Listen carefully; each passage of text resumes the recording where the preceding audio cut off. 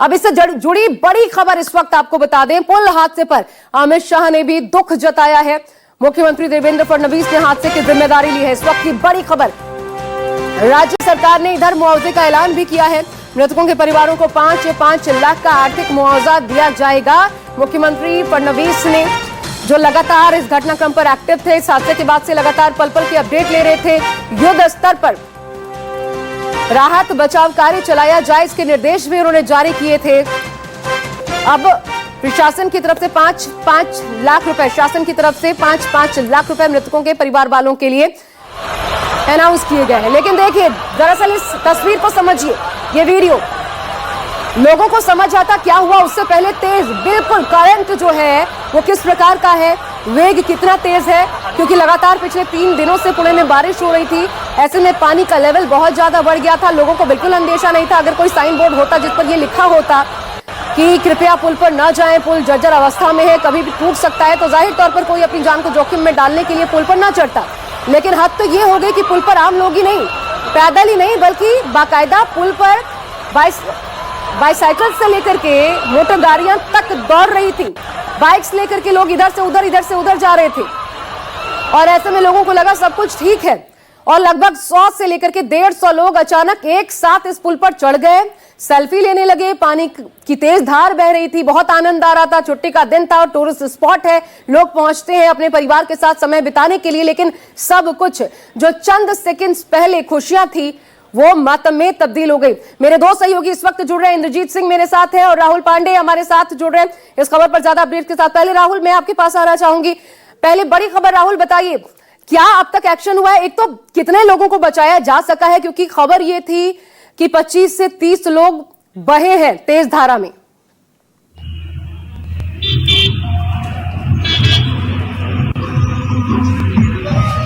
बिल्कुल, मौके पर जो है अभी भी रेस्क्यू ऑपरेशन, राहत बचाव कार्य जो है वो जारी है। जो जानकारी मिली है उसके मुताबिक इंद्रायणी नदी में जहां पर ये पुल हादसा हुआ है, पुल का मलबा जहां गिरा है, वहां पर अभी भी 4 से 5 लोग जो है उस मलबे के अंदर फंसे हुए हैं। ब्रिज जो है लोखंड का था और नीचे जो है कंक्रीट का हिस्सा था, जिसकी वजह से रेस्क्यू ऑपरेशन में काफी दिक्कत हो रही है। जो लोखंड का मलबा है उसे हटाने के लिए मौके पर जो है 3 से 4 क्रेन लगाए गए हैं। पानी का बहाव जो है काफी ज्यादा हो चुका है, जिसकी वजह से रेस्क्यू ऑपरेशन में दिक्कत आ रही है। एनडीआरएफ का मानना है कि रेस्क्यू ऑपरेशन में काफी दिक्कतों का सामना करना पड़ रहा है। जलस्तर जो है वो काफी नदी का बढ़ चुका है। इसके अलावा जो पानी का बहाव है वो काफी ज्यादा हो चुका है, जिसकी वजह से रेस्क्यू ऑपरेशन में काफी दिक्कतों का सामना करना पड़ रहा है बचाव रेस्क्यू टीम को। इसके साथ साथ उस इलाके में जो है अभी भी रुक कर जो है तेज बारिश हो रही है, और यही वजह है कि रेस्क्यू ऑपरेशन जो है अब तक जो है 4 घंटे से ज्यादा का वक्त बीत चुका है। 4 बजे से रेस्क्यू ऑपरेशन शुरू किया गया था और मौके पर अभी भी चल रहा है। अब तक जो जानकारी मिली है राहुल, अब तो रात हो चुकी है, क्या अभी भी रेस्क्यू ऑपरेशन चलाया जा पा रहा है? 32 लोगों को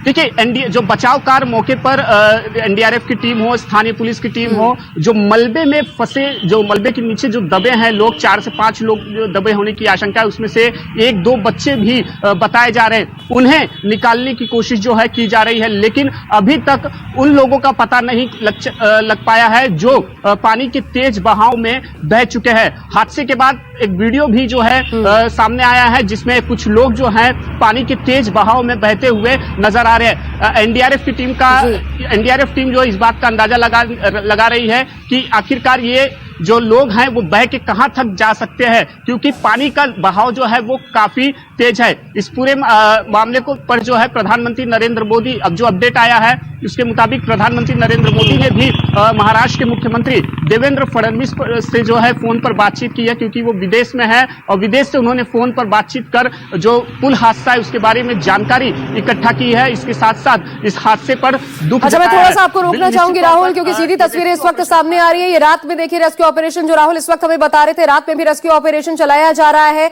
वहां पर बाकायदा, क्योंकि जो मलबा गिरा हुआ है उसको हटाने के लिए क्रेन्स को बुलाया गया है, बाइक समेत। इनफैक्ट एक आदमी जो कि पानी के बहाव में, क्योंकि जिस वक्त पुल टूटा वो जा रहा था, उधर से गिरा।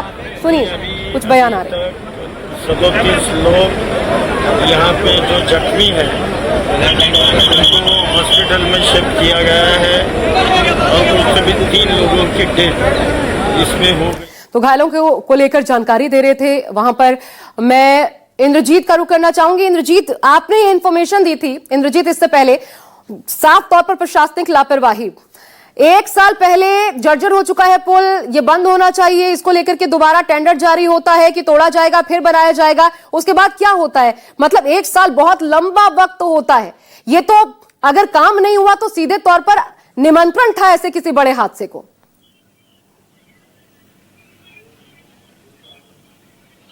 जी बिल्कुल, और जानकारी दी है वो गिरीश महाजन जो वाटर रिसोर्स मिनिस्टर हैं उनके हवाले से दी है। उन्होंने ही कहा कि 1 साल पहले नए पुल का टेंडर हुआ था, पुराने पुल को तोड़ना था, लेकिन किसी कारणवश वो पुल नहीं बन पाया। तो आप सोचिए कि कितनी बड़ी प्रशासनिक लापरवाही है कि एक जर्जर पुल जो कि लोहे का बना हुआ है और उसको तोड़ने का टेंडर जारी हो जाता है, नया पुल बनाने का टेंडर जारी हो जाता है। भले नया पुल न बनता, पुराने पुल को कम से कम तोड़कर हटा देना चाहिए था। अगर नहीं हटाया गया तो कम से कम बोर्ड लगाना चाहिए था कि ये पुल खतरनाक है और उसको दोनों तरफ से ब्लॉक कर देना चाहिए था ताकि जो ग्रामीण लोग हैं वो भी नहीं जा सके। बताया जाता है कि इस पुल पर ग्रामीण लोग अक्सर आया जाया करते थे, लेकिन हादसा इसलिए हुआ क्योंकि जब तेज बारिश हुई, मौसम खुशनुमा हुआ तो आसपास के लोग आज छुट्टी के दिन बड़ी संख्या में पिकनिक मनाने के लिए उस स्पॉट पर पहुंचे। उस वक्त पहले खबरें आई थी कि 20-25 लोग, 30-35 लोग ही मौजूद रहे होंगे, लेकिन चूंकि सभी बातें आई विटनेस के आधार पर ही की जा रही थी। लेकिन अब खबर है कि 100 के आसपास लोग पुल के नीचे और पुल के ऊपर जमा हो गए थे जब ये पुल हादसा हुआ। 32 लोग इसमें घायल हुए हैं, 3 लोगों की दुखद मौत की खबर है। इसके अलावा निश्चित तौर पर प्रशासनिक लापरवाही तो है। अब जिम्मेदारी किसकी है ये देखना होगा, किस पे कार्रवाई होती है। लेकिन इसमें 3 लोगों की जान चली गई है, 10 से 15 लोग जो जख्मी हैं वो गंभीर हालत में हैं। जो लोग बह गए हैं उनका रेस्क्यू ऑपरेशन करना काफी मुश्किल है। हालांकि अभी भी रेस्क्यू ऑपरेशन चलाया जा रहा है, लेकिन आप समझ सकती हैं ऐसा कि पहाड़ी इलाके की नदी है, पहाड़ी इलाके में वैसे ही रेस्क्यू ऑपरेशन करना मुश्किल होता है क्योंकि लोगों के जो पत्थरों से टकराने का डर रहता है और तेज बहाव है, बारिश हो रही है, एक तो बारिश है, दूसरे तेज बहाव है और पहाड़ी इलाका है और पहाड़ी इलाके में रात को रेस्क्यू ऑपरेशन करना कितना कठिन होगा आप समझ सकती हैं। जाहिर तौर पर वक्त इसलिए भी लिया जा रहा है। अभी तक सिर्फ 3 मौतें, लेकिन जो स्थानीय बता रहे हैं वो अपने आप में गंभीर हो जाता है कि मौतों का आंकड़ा बढ़ सकता है। राहुल, लेकिन कंफर्म्ड सोर्सेस कुछ बता पा रहे कितने लोग बहे, उनमें से कितने रिकवर कर लिए गए, कितने लोगों को बचा लिया गया, या अभी भी कितने लोग गुमशुदा हैं जिनको खोजा जा रहा है, उनकी एग्जैक्ट संख्या क्या है ये पता लग पाया है?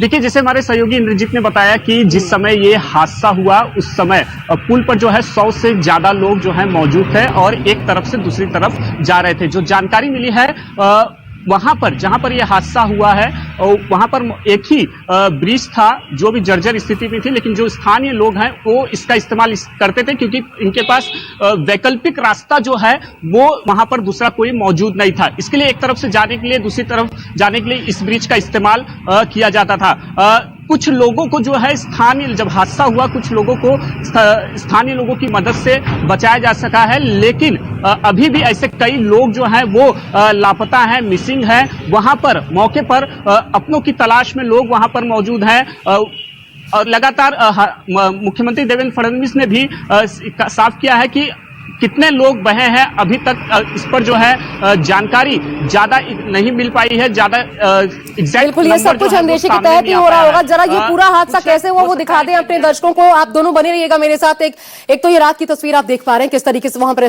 रेस्क्यू ऑपरेशन अभी भी चलाया जा रहा है। बाकायदा लाइटिंग करके देखा जा रहा है कि कहीं अगर कुछ लोग फंसे हुए हो तो। लेकिन कितनी दूर तक आप ये करिएगा क्योंकि पानी का इतना ज्यादा ये तेज वेग है, ये प्रवाह इतनी ज्यादा तेज है, करंट इसमें सोचिए कितना होगा। लगातार 3 दिनों से बारिश हो रही थी और तब कैसे लोगों को बचाया जाए। इस वक्त रात जो है अपने आप में सबसे बड़ी चुनौती, अंधेरा हो जाता है और सबसे ज्यादा मुश्किल क्योंकि वेग बहुत ज्यादा है। लेकिन भारी रेस्क्यू ऑपरेशन की जो टीम है आप देख सकते हैं, बहुत बड़ी टीम है। बाकायदा 2 एनडीआरएफ की टीमें लगाई गई हैं, स्थानीय पुलिस वहां पर मौजूद है।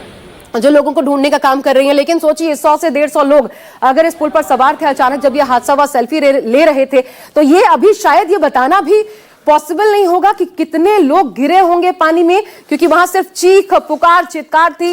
लोग बेबस महसूस कर रहे थे खुद को, जो वहां पर अगल बगल मौजूद थे, जो उस वक्त पुल पर नहीं थे, कि करे तो करे क्या। यहां संभावना ही नहीं है कि किसी को निकाला जा सके, कम से कम उसके पास तक फटका जा सके। इतना ज्यादा वहां पर हालात उस वक्त खराब थे। लेकिन सबसे बड़ी बात कि लोग जोखिम लेते हैं, लोग जोखिम लेते हैं। ये शायद जोखिम न लेते अगर वहां पर कोई साइन बोर्ड लगा होता तो। इंद्रजीत और राहुल मेरे साथ लगातार बने हुए हैं।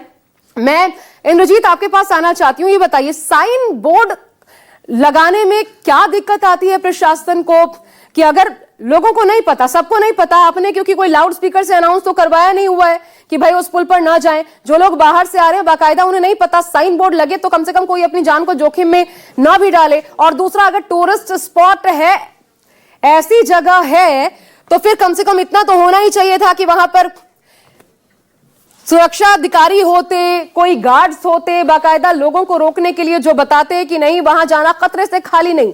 ये खामियां, ये तो आपराधिक लापरवाही है, खामी भी नहीं है।